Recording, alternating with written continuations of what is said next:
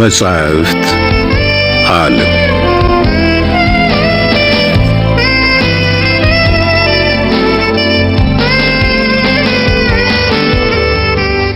እፎይታ ደራሲ አሌክሳንደር ዱማስ ትርጉም ተሾመ ዳምጠው ተራኪ ደጀኔ ጥላሁን እፎይታ ዘ ካውንት ኦፍ ሞንቴ ክሪስቶ ክፍል 8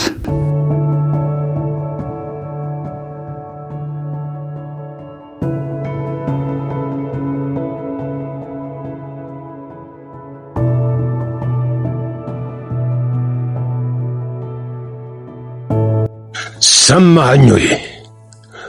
አለ አንድ ወታደር ካርባይን ጠበንጃ ደቅኖ። ካሁን በኋላ አንድም እንቅስቃሴ ብታሳይ ግንባርህን በጥይት ለመፍለጥ እገደዳለሁ። አንድም እንቅስቃሴ። ከአጭር ጊዜ በኋላ ጀልባዋ አንድ ነገር ስትነካ ታወቀው። ጉዟቸው ተገባዷል።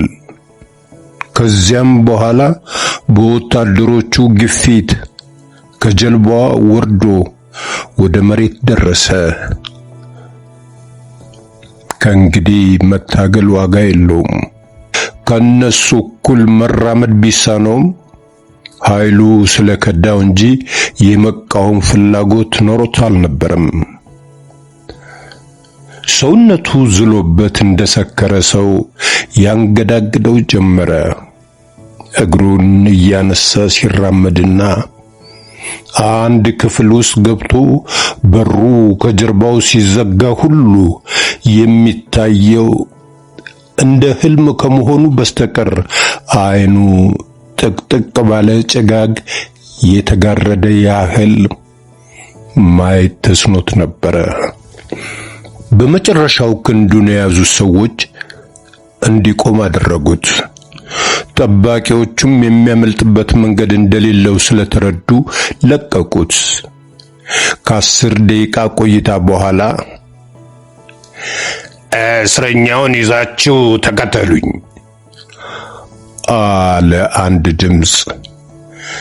ቅድም አለው አንድ ወታደር ከጀርባው እየገፈተረው። ኤድመንድ ትዕዛዙን ተከትሎ ደረጃዎችን ከወረደ በኋላ ምድር ውስጥ ወዳሉ ክፍሎች ተወስዶ በአንደኛው ጠባብ ክፍል ውስጥ እንዲገባ ታዘዘ።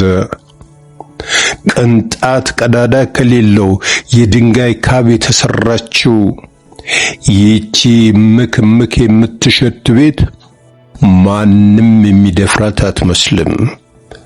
በአንድ በርጩማ ላይ ተቀምጣ የምትንጨለጨለው ኩራዝ የክፍሉን ክብደትና አስፈሪነት በመጠኑ ያቀለለችው ከመሆኑም በላይ ኤድመንድ እጅግ የቆሸሸ ልብስ የለበሰውና ሞኝ ፊት ያለውን የወህኒ ቤት ዘበኛ እንዳይረዳቸው። ለዛሬ ሌሊት እዚህ ታድራለህ አለ ዘበኛው። ሌሊቱ በመግፋቱ ማስተዳደሪው ተኝቷል።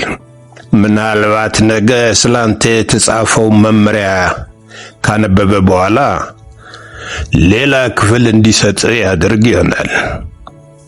ይኸውልህ ዳቦ ኩባያው ላይ ውሃ አለልህ። እዚያ ጥግ አካባቢ ደግሞ ለመኝታ ጥቂት ገለባ ቢጤ አይጠፋም። ለአንድ እስረኛ የሚፈልጉ ነገሮች ተሟልተውልሃል። ደህና ደር። እስረኛው አንድ ቃል እንኳን ለመመለስ ጊዜ ሳይሰጠው ዘበኛው ኩራዙን አንስቶ ከክፍሉ ወጣና በሩን ዘግቶ በውጪ ቆለፈበት። ኤድመንድ ጥቅጥቅ ካለው ጨለማ ጋር ተፋጠጠ። ዘበኛው ተመልሶ የመጣው ጎህ ቀዶ የመጀመሪያው የንጋት ብርሃን መፈንጠቅ ሲጀምር ነበረ።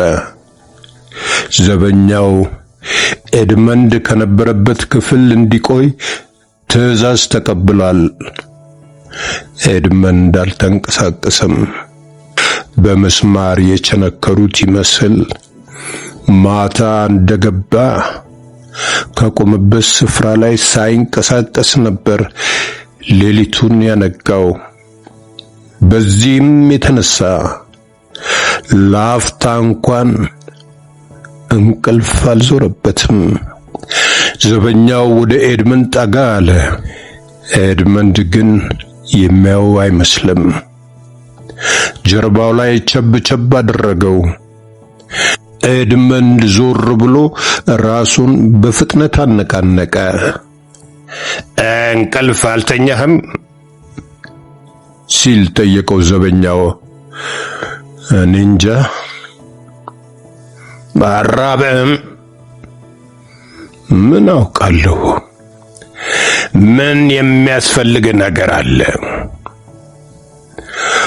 አስተዳዳሪው ማነጋገር እፈልጋለሁ።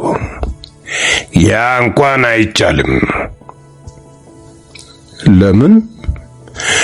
ምክንያቱም የወህኒ ቤቱ ደንብ እስረኞች እንዲህ አይነቱን ጥያቄ እንዳያነሱ ይከለክላል። ታዲያ ምንድነው የተፈቀደው?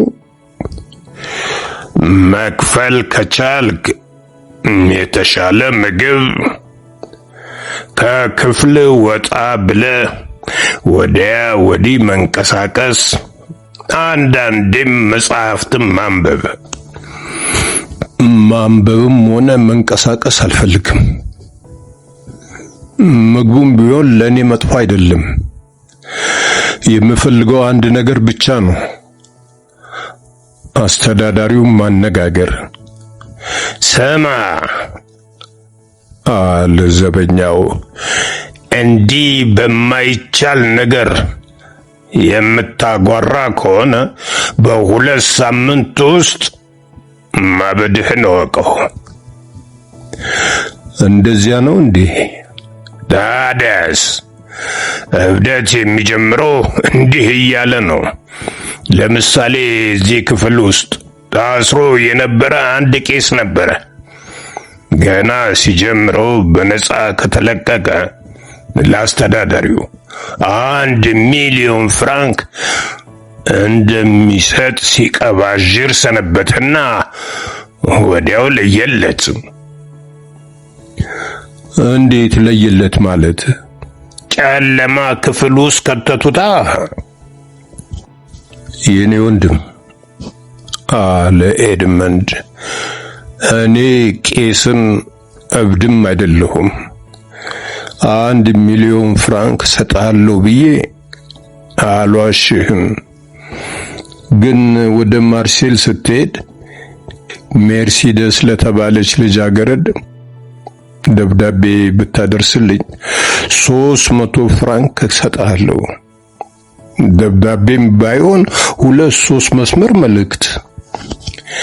2-3 መስመር መልእክት ሳመላልስ ብያዝ እጠየቅበታለሁ፣ ከስራም እታገዳለሁ።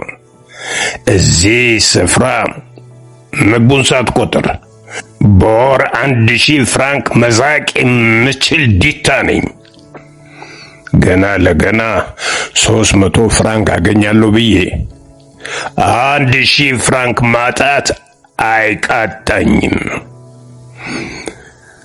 ስማኝ፣ እንግዲያውስ ለሜርሲደስ ደብዳቤ ማድረሱን እምቢ ካልክ ወይም ቢያንስ እዚህ መሆን እንድታውቅ ባታደርግ፣ አንድ ቀን እንደለመድከው እኔ ክፍል ሱቅ ስትል በሩ ላይ ተደብቄ በዚህ በርጩማ አናትህን ከሁለት ባልከፍሉ።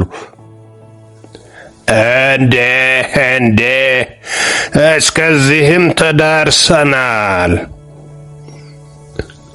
በማለት ዘበኛው ወደ ኋላው ፈንጠር ብሎ ራሱን ለመከላከል አዘጋጀ። ቄሱም እንዲህ ነበር የጀመረው። ያው አንተም በ3 ቀን ውስጥ እንደሱ ይለይልሃል።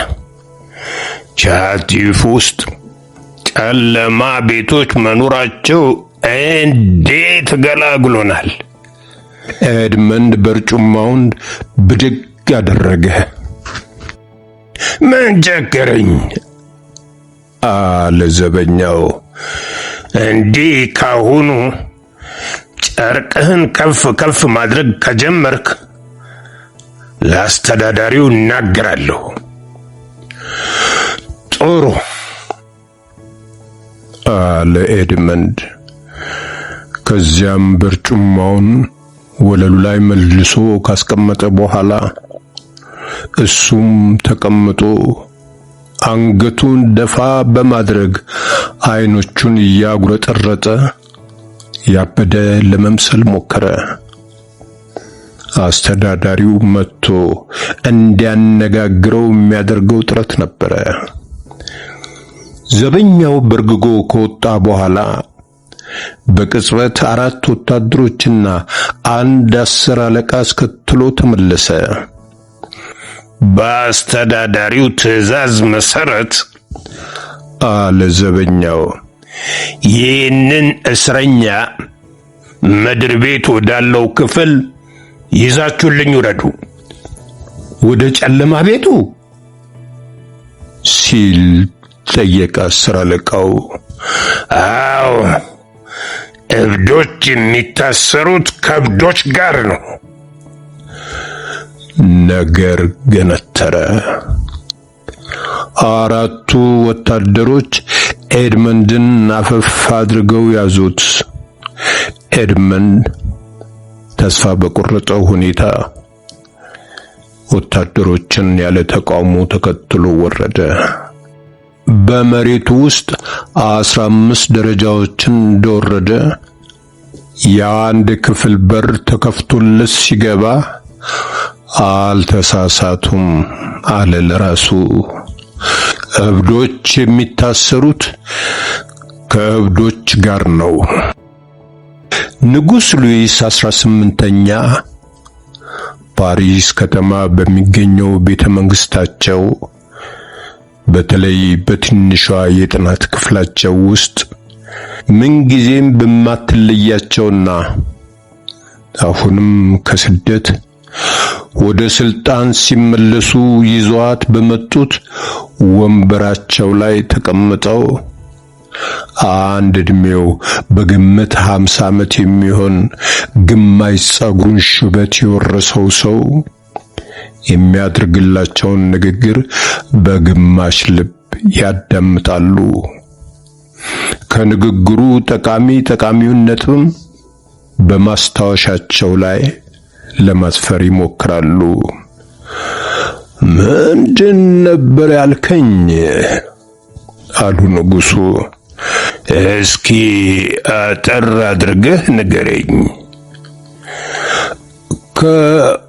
ወደ ደቡብ አደገኛ መብረቅ በማጉረምረም ላይ መሆኑን በመስማቴ በጣም ተጨንቄያለሁ ነው የምለው ጃኖ ሆይ። የለም መስፍን፣ የተሳሳተ መረጃ ሳትቀበል አልቀረህም። በስተ ደቡብ ያለው የአየር ሁኔታ መልካም መሆኑን አውቃለሁ።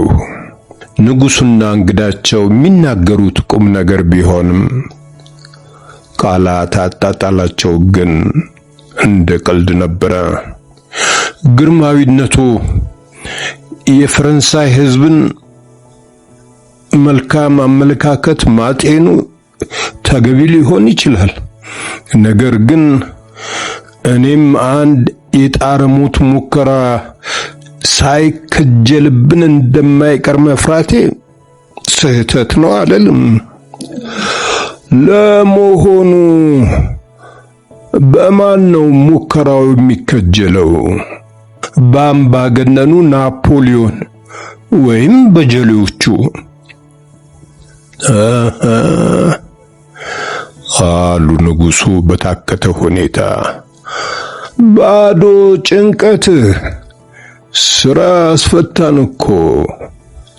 የእርሶ ችላ ማለት ደግሞ እኔን ሰላም አሳጣኝ ጃንሆይ። የኔ ፍርሃት የመነጨው ከሜዳ ወይም ከተራ አሉባልታ ሳይሆን ግርማዊነታቸውን ታላቅ አደጋ ያሰጋቸዋል በማለት ከጥቂት ጊዜ በፊት ከማርሴል የደረሰ ታማኝና ጨዋሶ ከነገረኝ ጥቆማ ነው። በዚህ ምክንያት ነው ተጣድፌ የመጣሁት ጌታዬ።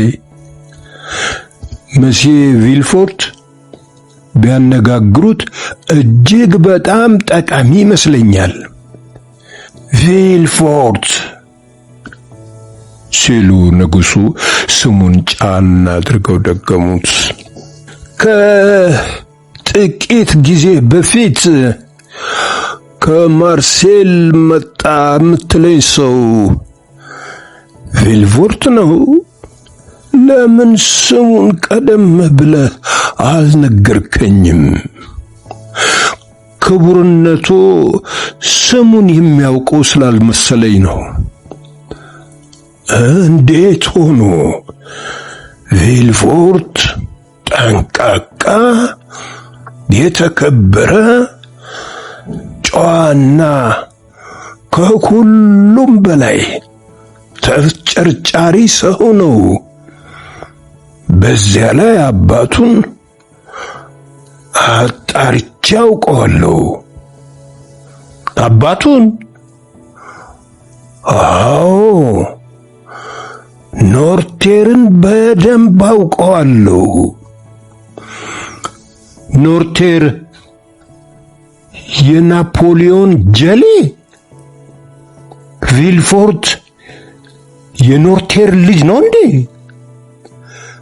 ልክ ነህ።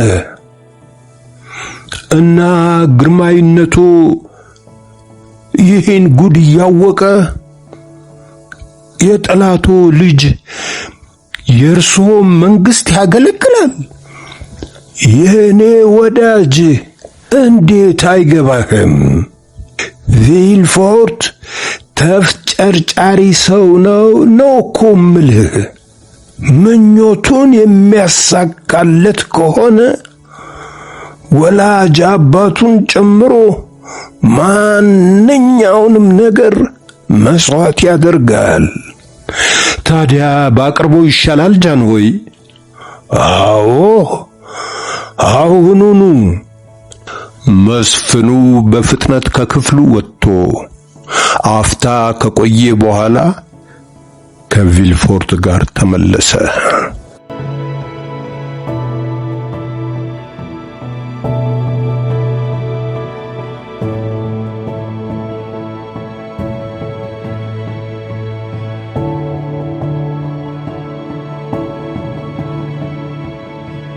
በትረካው ከተደሰቱ ሰብስክራይብ፣ ላይክ እና ሼር ያድርጉ። እናመሰግናለን።